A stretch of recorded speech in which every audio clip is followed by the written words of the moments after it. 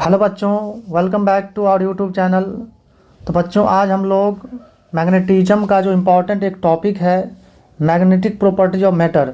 ये बहुत कन्फ्यूजन वाला है क्योंकि इसका जो वर्ड जो है ये कन्फ्यूज करता है, बच्चों को समझ नहीं आता है। ठीक है, लेकिन अगर आप सीरियसली पढ़ेंगे, आप इसको अच्छे से line by line read out करेंगे तब जाके समझ में आएगा। तो चलो इसको हम लोग कन्फ्यूजन को दूर करते हैं, और ये जो टॉपिक है इसको हम लोग 2 लेक्चर में बांट के डिवाइड करके पढ़ेंगे। और ये दोनों टॉपिक को हम लोग इस तरह से लिखेंगे कि इसका आपका एक नोट्स भी तैयार हो जाएगा। इसको आप एग्जाम में डायरेक्टली राइट डाउन कर सकते हैं। ठीक है, तो चलो हम लोग और ये जो क्वेश्चन है ये बोर्ड के लिए बहुत इंपॉर्टेंट है। इसका क्वेश्चन ऑब्जेक्टिव में भी आता है और सब्जेक्टिव में भी आ सकता है, और जेई में भी इसका कुछ कुछ क्वेश्चन देखने को मिलता है। तो चलो आज हम लोग स्टार्ट करते हैं इस टॉपिक को, मैग्नेटिक प्रॉपर्टीज ऑफ मैटर। तो बच्चों, ये जो मैग्नेटिक प्रॉपर्टीज ऑफ मैटर है इसमें हम लोग क्या क्या टॉपिक कवर करने वाले हैं इसको पहले हम लोग समझ जाते हैं। ठीक है, तो सबसे पहला जो टॉपिक हम लोग कवर करेंगे इसमें यह है magnetising field, intensity of magnetisation and susceptibility, जिसको मैग्नेटिक सक्सेसिबिलिटी भी बोलते हैं। ठीक है, मैग्नेटाइजिंग फील्ड की अगर बात करें तो इसको हम एच वेक्टर से दिखाएंगे, जो आगे हम लोग राइट डाउन भी करेंगे।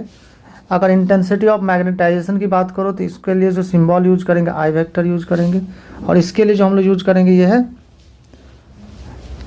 इसको काय बोलते हैं। ठीक है, एक्स को थोड़ा सा आप लोग ऐसे घुमा देना तो ये काय होता है। ठीक है, चलो दूसरा जो टॉपिक कवर करेंगे इसमें हम लोग यह है मटेरियल के टाइप के बारे में, जो कि diamagnetic, paramagnetic material and ferromagnetic material.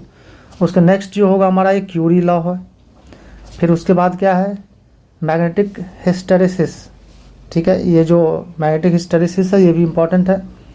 Hysteresis curve of soft iron and steel, ये दोनों को हम लोग क्या करेंगे, ग्राफ भी बनाएंगे, कर्व भी बनाएंगे, इससे भी कुछ कुछ पॉइंट पूछा जाता है। ठीक है, तो देखो ये जो टॉपिक है, ये जितने भी टॉपिक अभी मैं बोला हूँ, ये टॉपिक को स्टडी करने के लिए आपको एक बहुत इंपॉर्टेंट फिजिकल क्वांटिटी के अबाउट जानना पड़ेगा, फिजिकल क्वांटिटी के बारे में जानना पड़ेगा। और वो क्या है, वो है मैग्नेटिक डाइपोल मोमेंट, जिसको हम लोग म्यू से डिनोट करेंगे। म्यू, मैग्नेटिक डाइपोल मोमेंट, जिसको हम लोग म्यू से डिनोट करेंगे या एम से। बच्चों, ये स्मॉल एम भी लिख सकते हो, कैपिटल एम भी लिख सकते हो। ठीक है, तो हम लोग जनरली एक एटम के लिए स्मॉल एम लिखा करेंगे और बहुत सारे जो या नेट के लिए कैपिटल एम लिखा करेंगे। ऐसा कोई रूल नहीं है कि आप यही लिखिए, आप स्मॉल एम भी यूज कर सकते हैं और ये भी यूज कर सकते हैं। ठीक है, तो to understand this topics we have to understand magnetic dipole moment. जैसे यहाँ पर देखो एक डायग्राम दिख रहा होगा आप लोगों को, इसमें ये जो डॉट, ये जो बना है छोटा छोटा डॉट डॉट करके, ये क्या है, इसका मतलब क्या है कि प्रत्येक एटम का जो डाइपोल मोमेंट है वो 0 है। यानी m जो है डाइपोल मोमेंट जो है, यहाँ पर देखो ये क्या है, ये 0 है। और अगर इस फिगर को देखोगे आप तो यहाँ पर क्या है, इंडिविजुअल डाइपोल मोमेंट तो है, एक एटम का डाइपोल मोमेंट है, प्रत्येक एटम का डाइपोल मोमेंट है, लेकिन ये सारे जो डाइपोल्स हैं, मैग्नेटिक डाइपोल्स है, ये रैंडमली अरेंज्ड है। और जब रैंडमली अरेंज्ड है, अब बहुत सारा हो, तो चूंकि ये वेक्टर क्वांटिटी है तो उसका सम जो है ये 0 आ रहा है। तो m individual not equal to 0 but m net 0, क्योंकि वेक्टर क्वांटिटी में क्या करते हैं हम लोग, साइन के साथ ऐड करते हैं। तो मान लो एक क्वांटिटी इधर है, एक इधर होगा, एक ऊपर होगा तो नीचे भी होगा, तो सब का सम क्या हो जाएगा, 0 हो जाएगा। इसको और थोड़े से हम लोग डिफाइन करते हैं आप लैंग्वेज के टर्म में। तो मैग्नेटिक डाइपोल मोमेंट जो है ये हम लोग तभी डिफाइन कर पाएंगे जब कोई मैग्नेट हो या कोई करंट कैरिंग लूप हो। तो जब करंट कैरिंग लूप होता है, करंट कैरिंग लूप भी क्या होता है, एक मैग्नेट के जैसा ही बिहेव करता है। आपको बताए हुए हैं क्लास में कि देखो जैसे मान लो ये एक लूप है, जैसे इससे करंट फ्लो करेगा, जैसे इससे क्या करे, करंट फ्लो करेगा, मान लो ये यहाँ पर करंट क्या इनवर्ड है और यहाँ पे क्रॉस करंट बाहर आ रहा है, तो ये बन जाएगा एज ए मैग्नेट।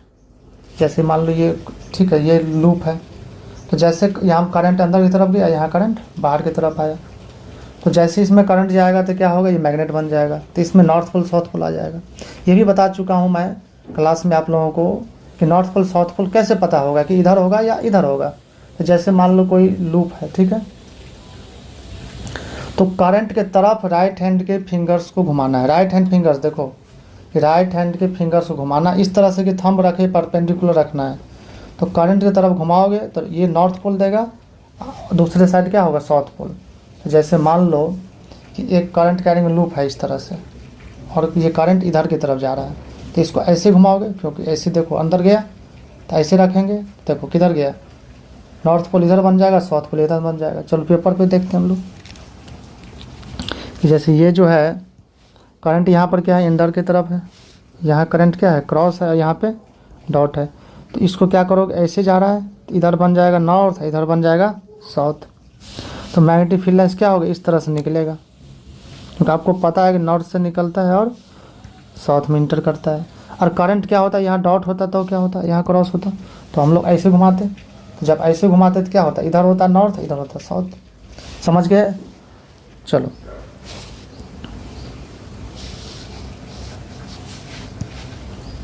तो magnetic dipole moment is quantity which is defined for a magnet and A current carrying loop and tells us, और क्या बताता है ये कि कोई मैग्नेट जो है कितना स्ट्रांग है, कोई मैग्नेट कितना स्ट्रांग है, उसका अब पोल स्ट्रेंथ क्या है। पोल स्ट्रेंथ अगर ज़्यादा होगा तो स्ट्रेंथ ज़्यादा होगा। तो how strong a magnet is and how it behaves in magnetic dipole field. जब को हम लोग इसको किसी मैग्नेटिक डायपोल को एक्सटर्नल फील्ड में रखेंगे तो कैसा बिहेव करेगा, मतलब रिपेल करेगा कि किस टॉर्क कितना एक्सपीरियंस करेगा, जो भी चीज़ है वो सारा चीज़ क्या करेंगे हम लोग, पोटेंशियल एनर्जी से सब पढ़ा जाता है।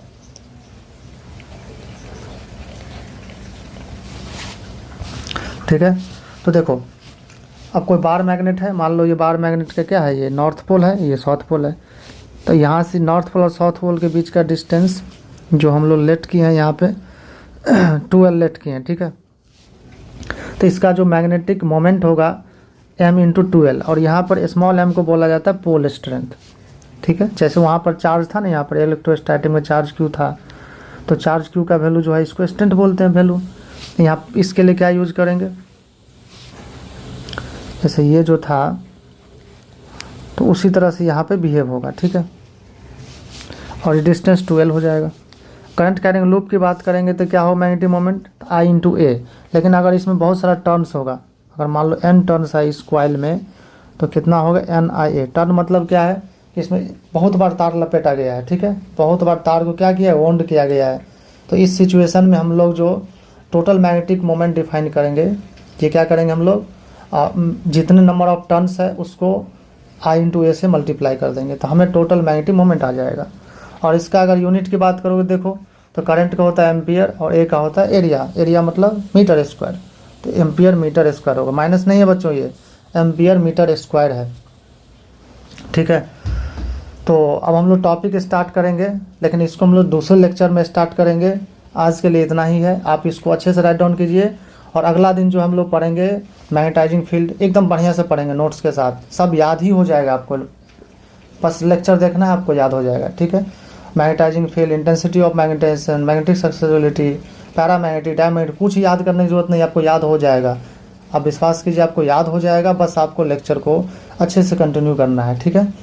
तो आगे आने वाले जो बोर्ड का एग्जाम है उसमें हम लोग ऑब्जेक्टिव भी डिस्कशन करेंगे, जो कुछ इंपॉर्टेंट क्वेश्चन है उसको हम लोग भी डिस्कशन करेंगे। तो आप लोग इसको सब्सक्राइब करके रखिए, और जैसे वीडियो जाता है तो आप पेंडिंग नहीं रखिए, बैकलॉग नहीं रखिए। बैकलॉग रखने से क्या होता है कि फिर आप सोचते रहेंगे कि कल करेंगे और ये एग्ज़ाम टाइम आ जाएगा। ठीक है।